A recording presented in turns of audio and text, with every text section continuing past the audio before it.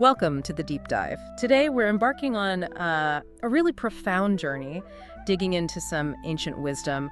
We're looking at the Bhagavad Gita, specifically Chapter 8, often called the Yoga of the Imperishable Brahman. Now, this isn't just philosophy, is it? It feels more like a guide. Oh, absolutely. It's a cornerstone, really. Yeah. It gives this incredibly detailed roadmap for the soul's journey. It's got these dense definitions, but then also very practical spiritual guidance. It's quite something. Yeah, it grounds these huge metaphysical ideas in a personal quest. Exactly. And it kicks off so many great teachings with the student, Arjuna, asking the teacher, Krishna, some really big questions. I mean, fundamental stuff. Right. He's basically asking Krishna, okay, you mentioned these terms before. Can you break them down for me? And understanding these isn't just academic. It's crucial to get the whole picture here. What were those terms? Because getting the definitions right seems key. It really is. Yeah. So Arjuna asks about, first, Brahman. Krishna explains, this is the absolute reality. The supreme, unchanging, imperishable source behind everything. The foundation. Okay. Then there's Atma. This is more about the individual, the self, the soul, the spirit within each of us. Our essential nature, kind of separate from the body. Got it. Universal and individual. And then karma. Now, most people think they know karma, but here it seems specific. It is, yeah. It's definitely more nuanced. Here, Krishna defines karma not just as action, but specifically the kind of action, the volitional acts that lead to getting a material body, the ones that keep that cycle of birth and death going.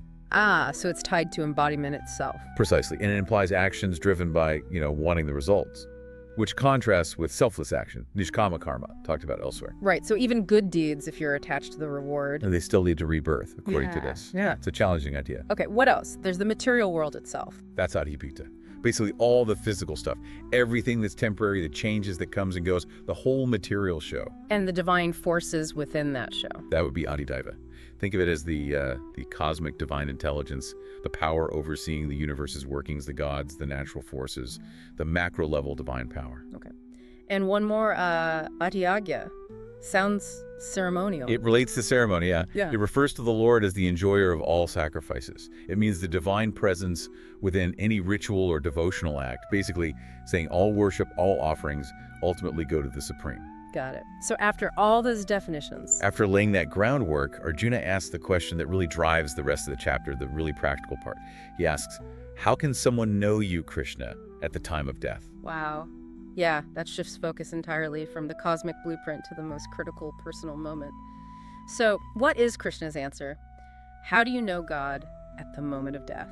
Well, Krishna's teaching here is, frankly, stunning. He says very clearly that whatever state of being, whatever thought, whatever you are focused on,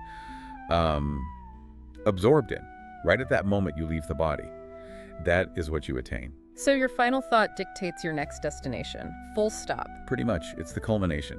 It suggests your whole life is, in a way, practice for that final moment of focus. That puts incredible weight on it. It's not just about ticking off good deeds, but about actively training your consciousness, isn't it? Exactly that. It's about cultivating a habit of mind, an inner orientation, so that focusing on the divine becomes, almost second nature, especially when everything else is falling away. It's about those deep impressions, the samskaras we build up.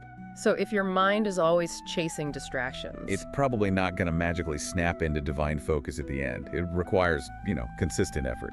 So how does Krishna suggest we cultivate that? What's the practice? He talks about continuous meditation, specifically mentioning meditating on Om as representing Brahman, plus unwavering devotion and, crucially, self-control, pulling the senses back from distractions, focusing the mind internally, maybe between the eyebrows, like in yoga traditions, controlling the breath. It's a whole internal reorientation. Complete turning inward. Yeah, and it makes you, the listener, ask, doesn't it? Yeah. If that final thought is key, what are you doing now? What practices help guide your focus, not just for the end, but moment to moment? That's a powerful question. Okay, so from that intensely personal moment, Krishna then zooms back out, right, to the cosmic scale again. He revisits Brahman. He does. He reiterates that Brahman is the supreme, imperishable reality, the unchanging backdrop. But he contrasts it now with Adibhuta, the material world we talked about, emphasizing just how temporary that is. Because the material world operates on these huge cycles. Exactly. He introduces the day and night of Brahma. And these aren't 24-hour cycles, obviously. We're talking vast, fast periods.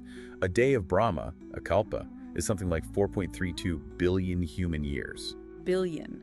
With a B. With a B, yeah. During that day, everything manifests.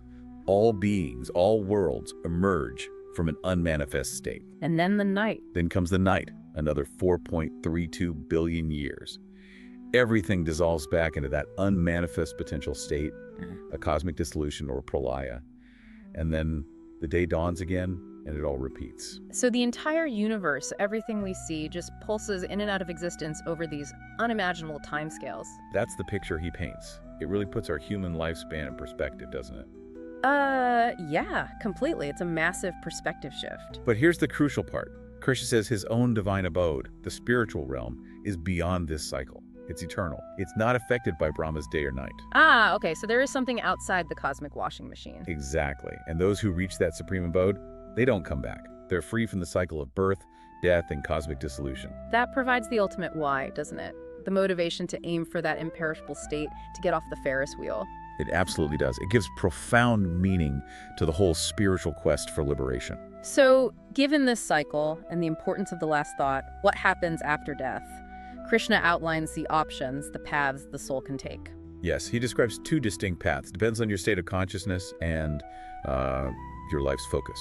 First is the path of light, the Sukla Marga. Okay. This is for the yogis, the devotees, those steadfast in knowledge whose minds are fixed on the divine at death.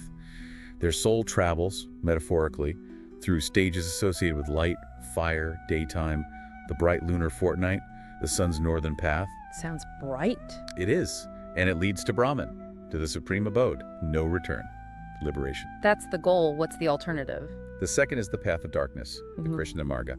Now, this isn't necessarily for bad people. It's more for those who perform good deeds, maybe follow rituals, do charity, but they're still attached to the results. They want the rewards, even heavenly ones. Ah, back to that attachment idea. Exactly. Their consciousness is still focused on temporary gains. So their soul travels through stages associated with smoke, night, the dark lunar fortnight, the sun's southern path. They reach a temporary heaven, enjoy their good karma credit, and then when the credit runs out, they're reborn back into the material world, back onto the cycle. Wow. So it's not just what you do, but why you do it. The motivation, the attachment, that's the decider between liberation and another round. That's the core message, yes. It really pushes you to examine your inner landscape, not just your outer actions.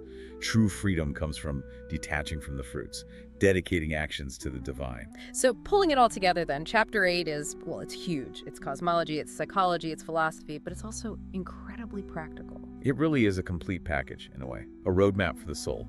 It hammers home the need for constant practice, meditation, devotion, self-control. All aimed at that final moment. All aimed at training the consciousness to fix itself on the supreme at the moment of death, to achieve that ultimate liberation from the whole cycle. It's about living every moment with that ultimate destination in mind. So as we wrap up, here's something to chew on from all this. If our state of mind right at death shapes what comes next, how does cultivating awareness, focus, and purpose right now, in this moment, change not just some far-off destiny, but how we actually live today? It really makes you wonder about the power of consistent conscious attention, doesn't it? Thanks for joining us on The Deep Dive.